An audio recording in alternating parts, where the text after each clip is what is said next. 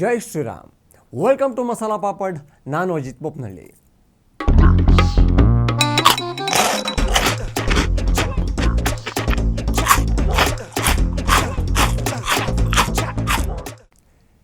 ಈಗ ನನಗೊಂದು ತೀರಾ ಇಂಪಾರ್ಟೆಂಟ್ ಕಾಲ್ ಮಾಡೋದಿದೆ.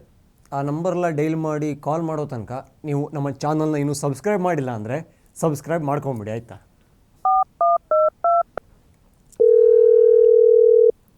ಹಲೋ ರಾಹುಲ್ ಬಾಯ್, ಎಲ್ಲಿದ್ದೀರಾ?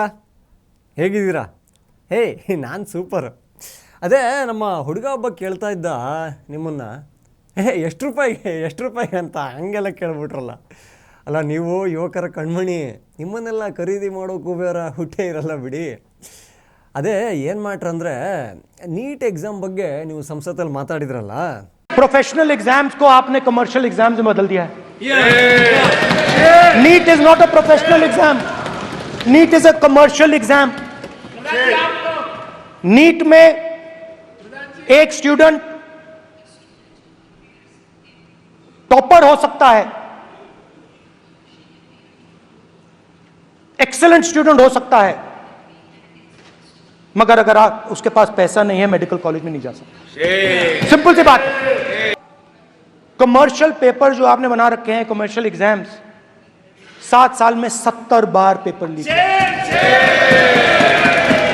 और हमने कहा, हम स्पीकर सर, हमने कहा कि एक दिन का डिस्कशन अलाउ कर दीजिए. हम आपके साथ खड़े होकर इसको रिजॉल्व करना चाहते हैं.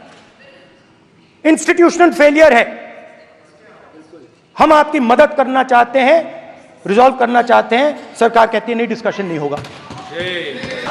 नीट के मामले में पूरे देश में लगातार गिरफ्तारियां की जा रही है.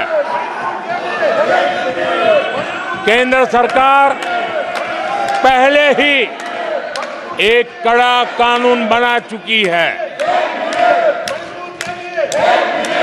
परीक्षा कराने वाले पूरे सिस्टम को पुख्ता करने के लिए जरूरी कदम उठाए जा रहे हैं. ಮೋದಿ ಉತ್ತರ ಕೊಟ್ಟ ಮೇಲೆ ರಾಹುಲಣ್ಣ ಯಾಕೋ ನೀಟ್ ಬಗ್ಗೆ ಮತ್ತೆ ಮಾತಾಡ್ತಿಲ್ಲ ಅಂತ ಕೇಳ್ತಿದ್ದ.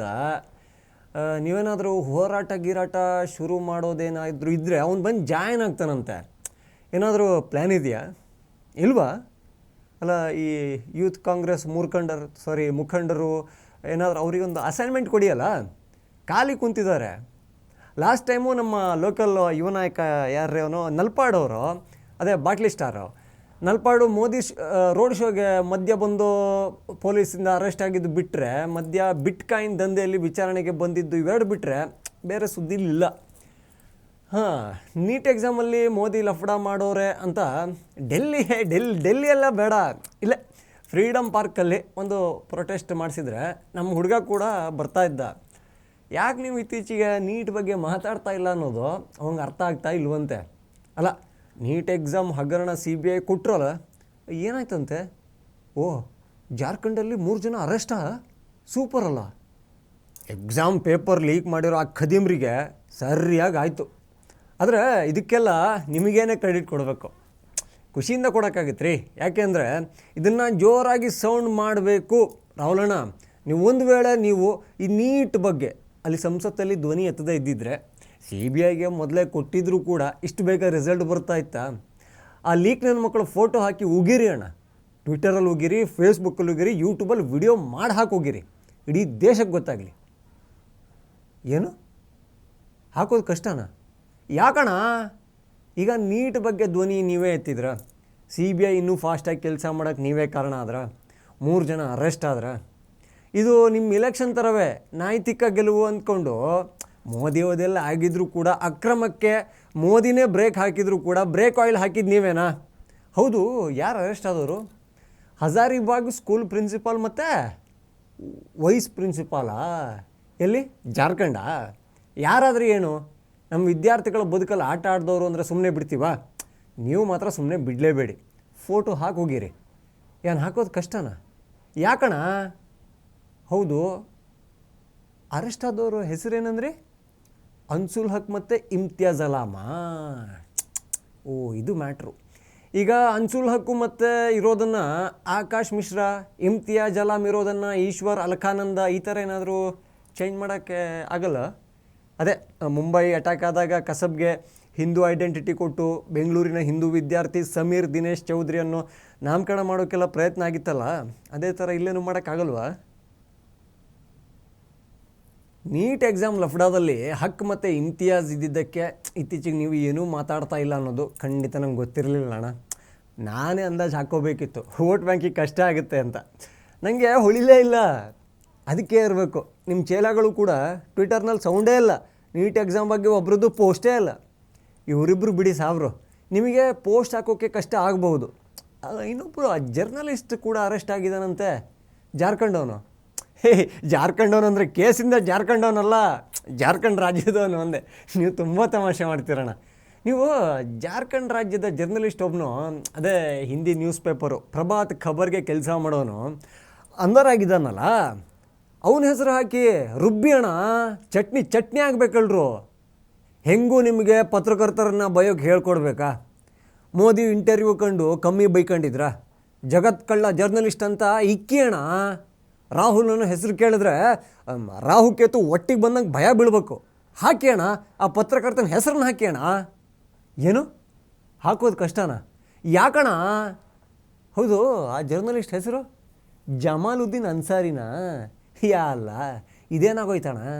ನೀಟ್ ಬಗ್ಗೆ ಪ್ರಶ್ನೆ ಮಾಡಿ ನೀವೇ ನೀಟಾಗಿ ಲಾಕ್ ಆದಂಗೆ ಆಗಿದೆ. ಒಬ್ರದ್ದು ಹೆಸರು ಹಾಕೋ ಥರನೇ ಇಲ್ಲ. ಛೇ, ಈಗ ವಿದ್ಯಾರ್ಥಿಗಳ ಭವಿಷ್ಯಕ್ಕೆ ಬೆಂಕಿ ಬಿದ್ದರೂ ನೀವು ಮಾತ್ರ ನೀಟ್ ಎಕ್ಸಾಮ್ ಪೇಪರ್ ಕೇಸಿಂದ ಸ್ವಲ್ಪ ದೂರನೇ ಇರಿ. ಈ ಸಲ ಅಟ್ಲೀಸ್ಟು 99 ಬರೋಕ್ಕೆ ಕಾರಣ ಬಾಂಧವರು. ಅವ್ರ ಬಗ್ಗೆ ಹಾಕಿ ಈ ಲೋಫರ್ಗಳೇ ಪೇಪರ್ ಲೀಕ್ ಆಗೋಕ್ಕೆ ಕಿಂಗ್ ಪಿನ್ನು, ಇವ್ರಿಗೆ ಕಠಿಣ ಶಿಕ್ಷೆ ಆಗಬೇಕು ಅಂತ ಹಾಕಿದರೆ ಕುಲ ಬಾಂಧವರು ಬಿಡ್ತಾರ ಅಣ್ಣ? ಅಟ್ಟಾಡಿಸ್ಬಿಡ್ತಾರೆ. ಈಗ ನನ್ನ ಹತ್ರ ಒಂದು ಐಡಿಯಾ ಇದೆ, ಒಂದು ಕೆಲಸ ಮಾಡಿ. ಬಾಕಿದು CBI ನೋಡ್ಕೊಳ್ಳುತ್ತೆ, ಕೋರ್ಟು ತೀರ್ಪು ಕೊಡುತ್ತೆ, ನೀವು ಮಾತ್ರ ಎಂಟ್ರಿ ಕೊಡೋಕೆ ಹೋಗಬೇಡಿ. ಅಷ್ಟೇ ಅಲ್ಲ, ನಿಮ್ಮ ಪರವಾಗಿ ಅಲ್ಲಿ ಟ್ವಿಟರ್ನಲ್ಲಿ ಕೂಲಿ ಮಾಡ್ತಾ ಇರೋ ಕೂಲಿಗಳಿಗೂ ಕೂಡ ಹೇಳಿಬಿಡಿ, ಅದೇನೋ ಉಂಡ್ರು ಅದ್ಯಾರ್ದು ಸಹವಾಸ ಮಾಡಬಾರ್ದು ಅನ್ನೋ ಹಾಗೆ ಯಾಕೆ ಬೇಕು?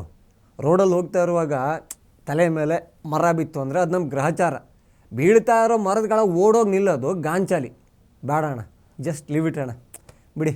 ಮತ್ತೆ ಅಣ್ಣ, ಊಟ ಎಲ್ಲ ಬರೀ ಓಡಾಟನಾ? ಎಲ್ಲಿ? ಮಣಿಪುರ ಹೋಗಿದ್ರಾ?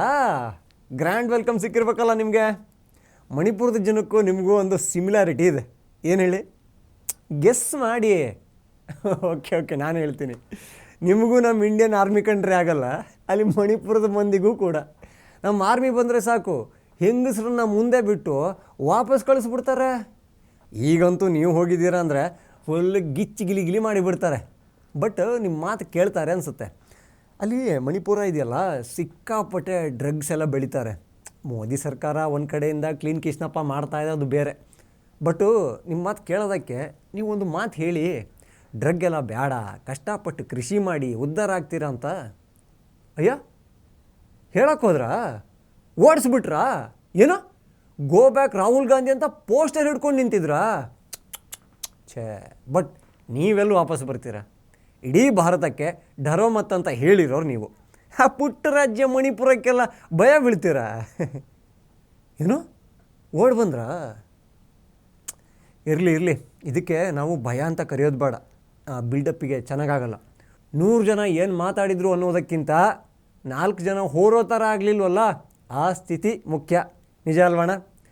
ನಿಮ್ಮ ಮಾತು ಇತ್ತೀಚೆಗೆ ಯಾರೂ ಕೇಳ್ತಿಲ್ಲ ಅನಿಸುತ್ತೆ. ಒಳ್ಳೇದು ಹೇಳಿದ್ರೆ ಕೇಳೋ ಕಾಲ ಮುಗಿದೋಯ್ತಣ್ಣ. ನಿಮ್ಮ ಥರ ಸುಳ್ಳು ಹೇಳ್ಕೊಂಡಿರೋರದ್ದೇ ಜಮಾನ. ಇರಿ, ಬಾಗ್ಲನ್ನ ಯಾರೋ ಟಕ್ ಅಂತ ತಡ್ದಂಗಾಯಿತು. ಮೋಸ್ಟ್ಲಿ ಜುಲೈ ತಿಂಗಳಿಂದ ಟಕ್ ದುಡ್ಡು ಬಂದಿರಬೇಕು. ಓಕೆ, ನಾನು ಫೋನ್ ಇಡ್ಲಾ? ಸರಿ, ಬಾಯ್, ಹುಷಾರು, take care. Okay. TV Vikrama, ದೇಶ ನಿಮ್ಮ ಕೈಯಲ್ಲಿ. ಈ ಕಾರ್ಯಕ್ರಮ ನಿಮಗೆ ಇಷ್ಟ ಆಗಿದ್ದಲ್ಲಿ ಲೈಕ್, ಶೇರ್ ಹಾಗೂ ಕಮೆಂಟ್ ಮಾಡಿ. ಟಿವಿ ವಿಕ್ರಮದ ಕಾರ್ಯಕ್ರಮಗಳನ್ನು ನಿರಂತರವಾಗಿ ವೀಕ್ಷಿಸಲು ಸಬ್ಸ್ಕ್ರೈಬ್ ಮಾಡಿ, ಬೆಲ್ ಐಕನ್ ಒತ್ತಿ.